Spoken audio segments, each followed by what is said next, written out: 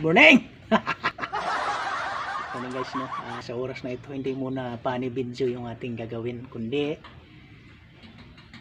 ipagluluto ko kayo ng tahong. Pero karamihan nito guys ay simpleng luto lang ang tahong. Pero itong sa akin kakaiba. Bakit? Ito guys. Pero bakit nasabi kong may pagkakaiba? Dahil dito guys, mayroon na naman tayong udong, no? At sutanghon. Yan, no?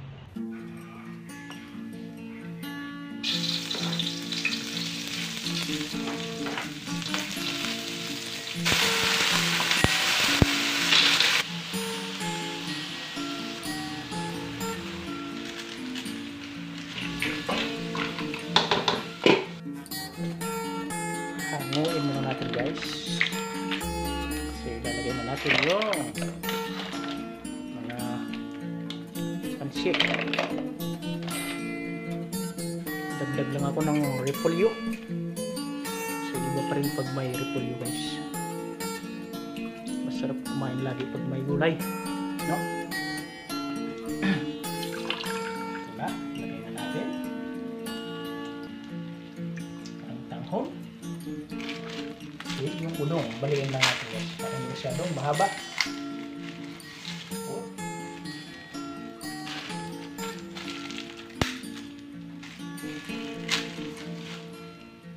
Hintayin na lang na maluto yung udong at sa patanghon, kain na.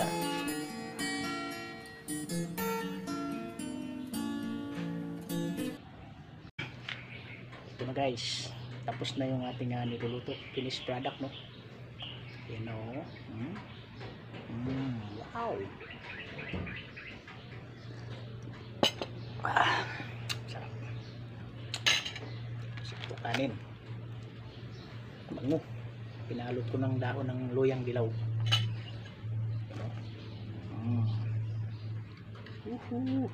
Yan.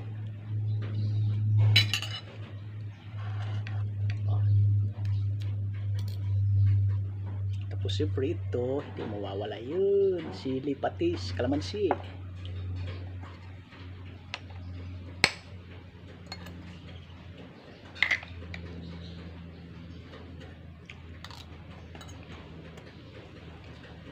Kulay.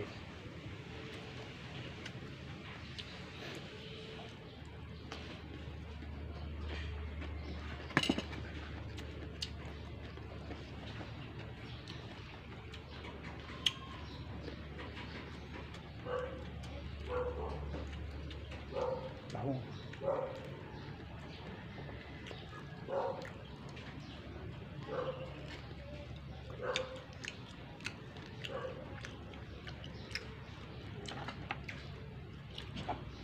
Sabaw niya sarap.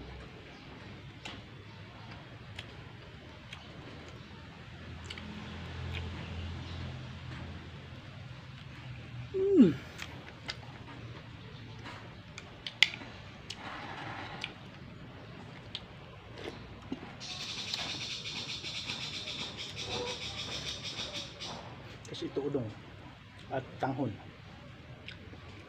Mainit. Pagkain ng mayaman to guys, yung may pambili. Yung walang pampabili, mahirap yun. Mahirap sa pera. Sili lagyan natin dito.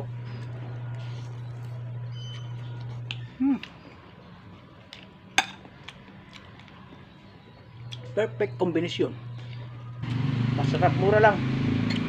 Yung tahong na to, binili ko lang 50. Marami to kasi yan sa amin tatlo din. Pagkain na namin to lahat.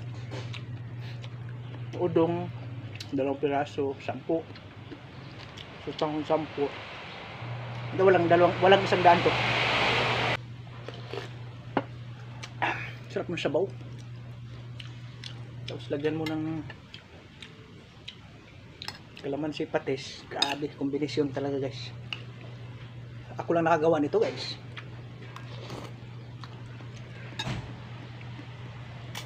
Inudungang sutanghon na tahong.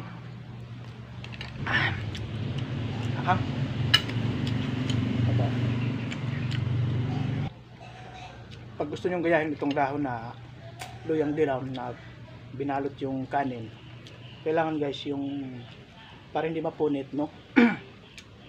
Painit mo muna to sa kalan o gasol. Yan.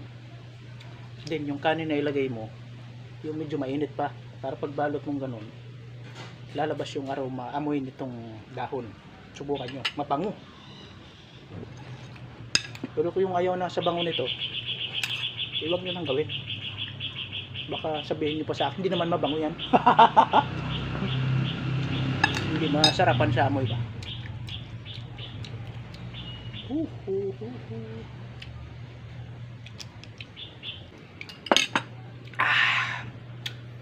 Sub na. Hindi ko maubos. Yan dyan naman yung mga aso ko. Sa kanila yung sobra ko nito guys.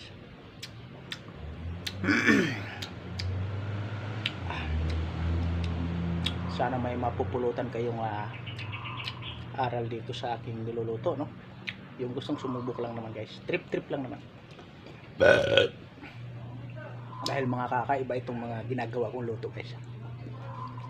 Tulad nitong dahon ng wala pang gumagamit nito na binabalot yung kanin dito. Pero kung masubukan, mas mabango sa dahon ng saging, no? Saka itong ginawa kong nilagyan ko ng udong, wala pa nakagawa yan, ako lang. Ay! Bye bye.